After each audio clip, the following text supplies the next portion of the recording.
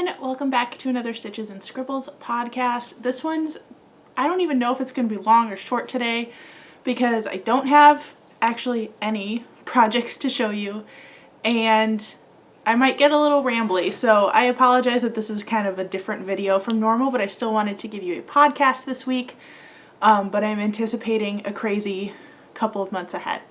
So normally I would show you all of my whips and finished objects for the month, but all of my whips are exactly the same as the ones from last month because I didn't finish anything. Well, actually I finished one piece. So the blue sweater that I started last month or was almost done with last month, I did finish, but I actually gifted it right after I finished it, so I don't even have it to show you, and I forgot to take pictures of it before sending it off to its permanent owner. So unfortunately I don't have that to show you today, and I didn't finish any whips and the progress is not that exciting to be able to show you right now. So I'm not even going to dive into my whips basket. If you're really curious what I'm working on, you can check out the previous podcast. There's a playlist on my channel just called podcasts, and you can go to the second most recent one. So that's that. I also don't have any yarn hauls. I didn't buy any yarn in the month of January, except for where I needed it for auction projects, but that got mostly used up, and that wasn't for my personal projects. That was for stuff for the church auction to do projects with kids. So kind of a boring month in regards to that, but I do have kind of some changes that I'm going to be making.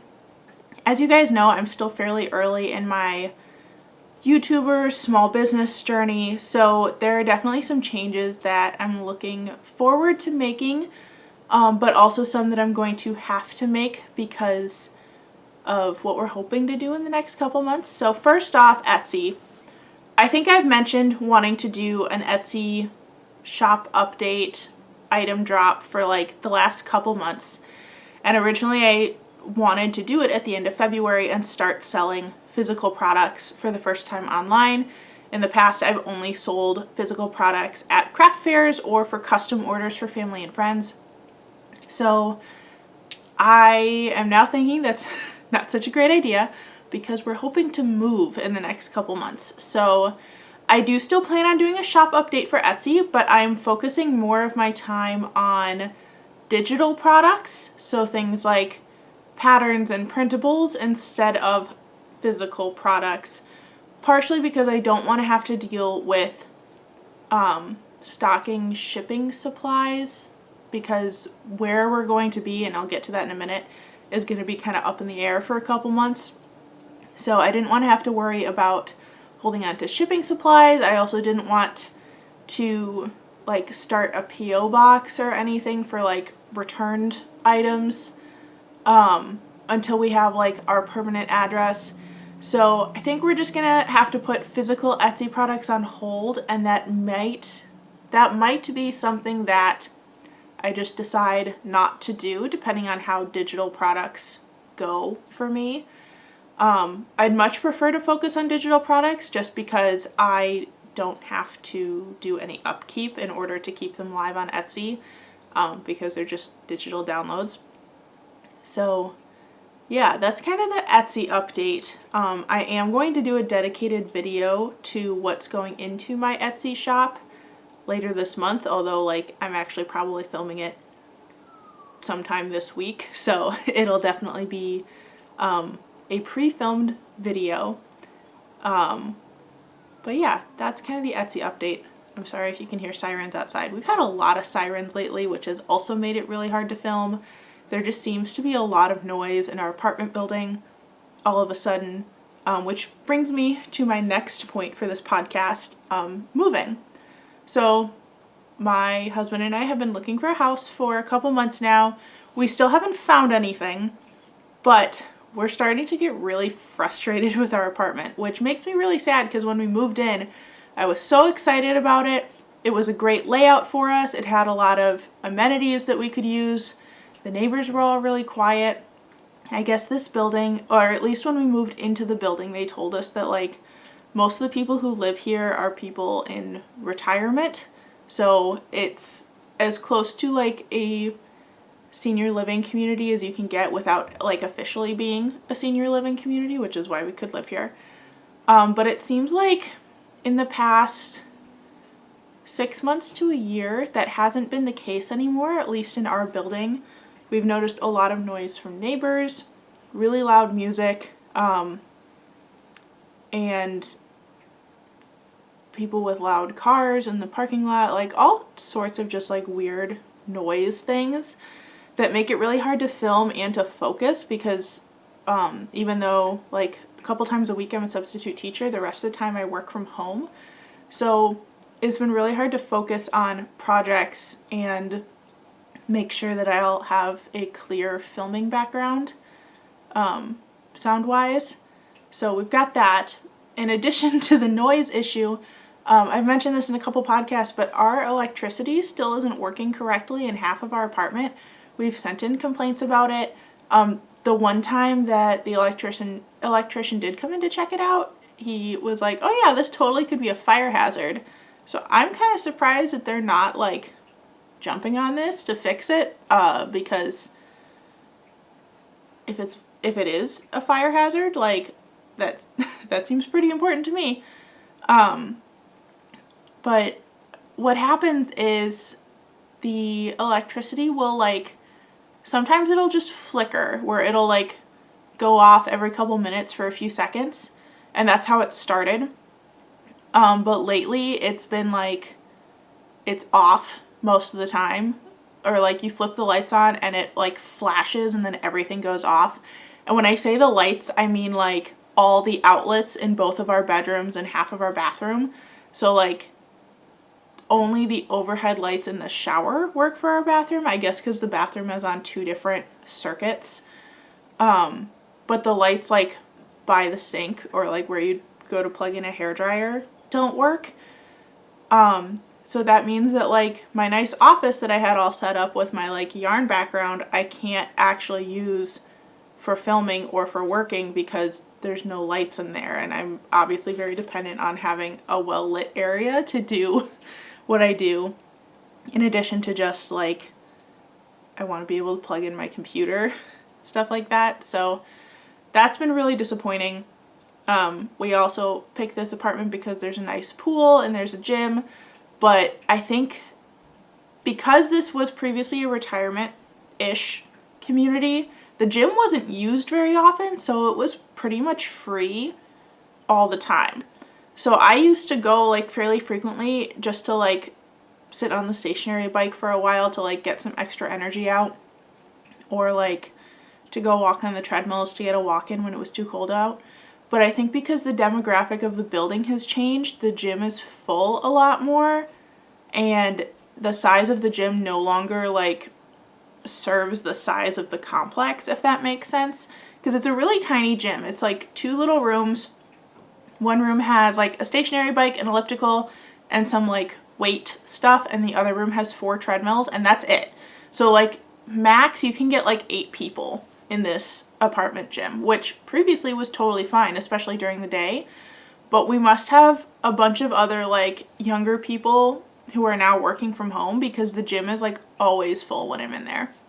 And of course, like with COVID still being iffy, like they want to limit the number of people in the gym, so it's like supposed to only be 1 or 2 people per room, so that like cuts the amount you can fit in half. So I haven't used it in the last like 6 months.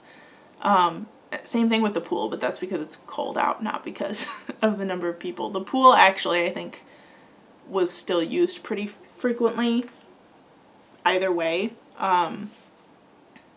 But yeah, so we've been ready to move out for a while, and the fact that like the noise has gotten worse and the electricity has gotten worse has just made us like really excited about moving, but we haven't found a house yet. So right now the plan, we had 2 options we were weighing. We can do a month-to-month lease with this apartment because they will only let you do it if like you've lived here for a certain number of years. So we are eligible for that, but it's more expensive per month. So we're kind of thinking, why would we pay more per month for an apartment that doesn't work and that we're not happy with? Option 2 is to temporarily move in with my parents because they have a guest room. They have some space where I can set up like a workstation. And we just put all of our stuff in storage until we find a house. So we're leaning towards option 2, probably what we're going to do. So that means looking for a storage unit and starting to pack up now because of when our lease ends. So we'll be kind of floating around for a while, probably living with my parents until we can find a house. But that also means that we can like take our time with looking. We're not gonna like have to settle for something just because our lease is up, that kind of deal. But we've been told repeatedly, both by like our real estate agent, friends and family, like people we know who just bought a house, that like the number of houses on the market jumps starting in like March to April, but our lease is up March 31st. So we're kind of playing with fire if we choose to not have a plan for what to do when the lease is up. So at least by moving in with my parents, we'll be like saving money for a while. We can take our time looking. It's going to be a little rough as far as like being able to film, just because I'm a very awkward person in real life. Talking to a camera when no one is here, totally fine. Doesn't bother me at all.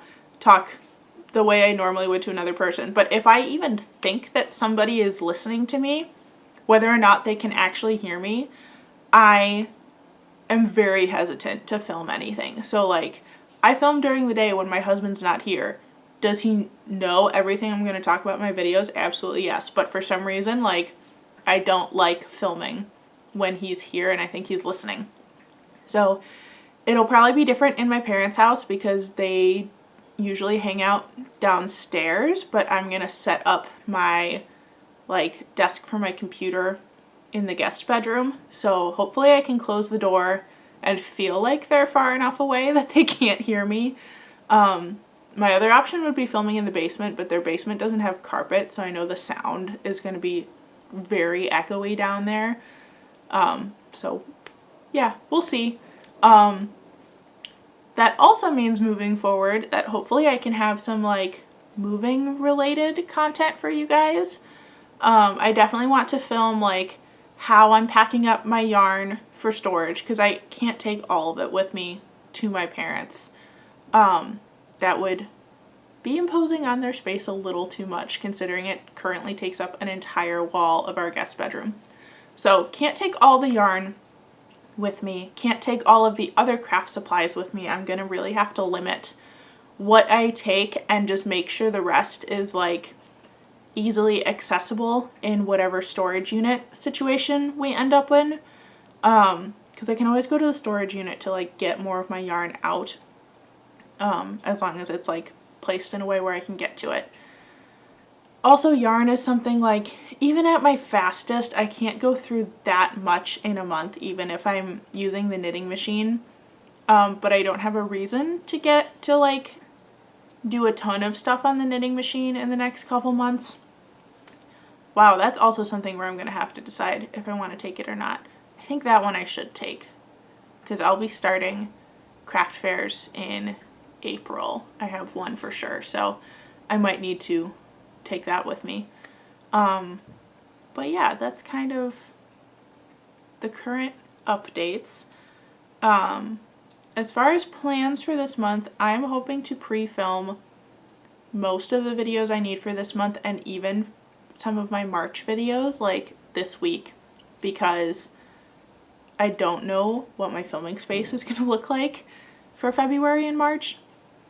Right now, because we're going to do our like moving in with my parents in stages. So the first stage is going to be me like transferring my office over there, and so I will like commute to work for the first time since last year, other than like subbing obviously, and just have all of my office stuff set up there so that it's not something I'm worrying about like as we're moving all the other pieces. What was the other point I was trying to make? Moving in stages, starting with the office. So I'm going to have to start packing up some of my craft supplies fairly soon, which is why I'm thinking like might as well just film it. That makes sense to me at least. And I know that like right now I've been really into watching other people's like office and desk organization videos. So I'll probably do a video of like what my temporary setup is in addition to like what I'm packing to take with me. I'm probably going to pre-film a couple bullet journal videos because those go pretty fast. But you might not see like big projects from me in the next couple months just because I'm really trying to limit what I take, and my time dedicated to projects might be really limited. So yeah, that's kind of what we're going with for now. I will do a dedicated video for what's going into my Etsy shop, so you can look forward to that hopefully next week from when this video is posted, so that you can see everything I'm putting in my shop. I'm really trying to create products that both crafters and non-crafters can use. So if you've checked out my Etsy right now, the only thing I have in there is my Mirkwood shawl pattern, which I love that shawl. I have like 2 different versions of it, so if you haven't checked it out yet, like definitely do it. It's a great like adventurous beginner to intermediate pattern because you only need to know single crochet, double crochet, and chain stitches, and part of it is like the granny stitch. So really great pattern.